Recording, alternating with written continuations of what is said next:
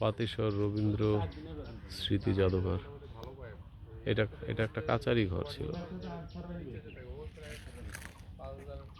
ভিত্তিপ্রস্তর দিয়ে কি করব? এই দরজা ঢুকলে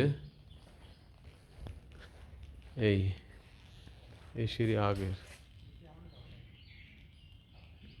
এখানে ওটা জানালা, এটা কিন্তু জানালা, এরকম জানালা আগে হতো। এটা দরজা।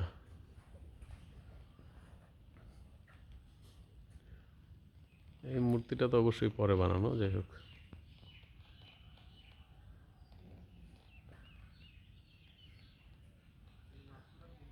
এই ওই আর একটা জানালা, দরজা। আর এটা হলো বেরোনোর গেটটা।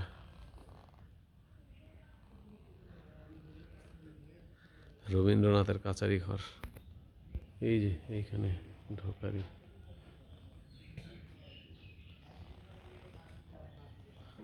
একটু উপরে উঠলে, এখান থেকে দেখলে ছাদে ওঠার সিঁড়িও আছে, কিন্তু এটা বন্ধ। এই যেমন একটা ছোট অফিস কক্ষের মতো করছে এখন। মোবাইল, এটা হলো বাইরের দিক থেকে। এটা হলো গেট, কাচারি ঘরের গেট। ওখান দিয়ে বাইরের বারান্দাও আছে, বাইরে একটা এই পাশ দিয়ে আছে, ওই পাশ দিয়ে আছে। এটা এই পাশ দিয়েও বেরোনোর জন্য, এটা এই দরজাটা তো চিকন দরজা, মানে একজন মানুষ বেরোতে পারবে ঠেলাঠেলি দিয়ে। এই দরজাটা আবার একটু বড়। জমিদারদের কত খেয়াল। এটা বাইরের দিকের জানালা এরকম।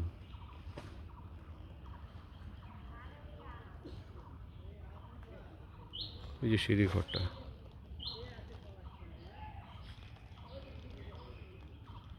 ঠিক আছে। তবে এই দরজাটার ব্যাপারটা ঠিক বুঝিনি, এটা পাশ থেকে এরকম দেখায়।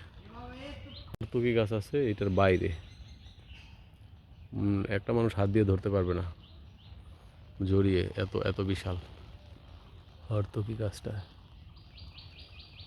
লেখেনি রবীন্দ্রনাথের আমলের, কিন্তু সেই সময়কারই বোঝা যায়।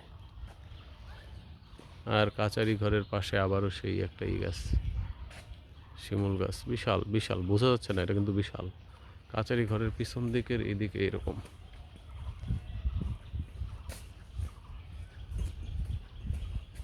এরকম সিঁড়ির পিছনে এরকম।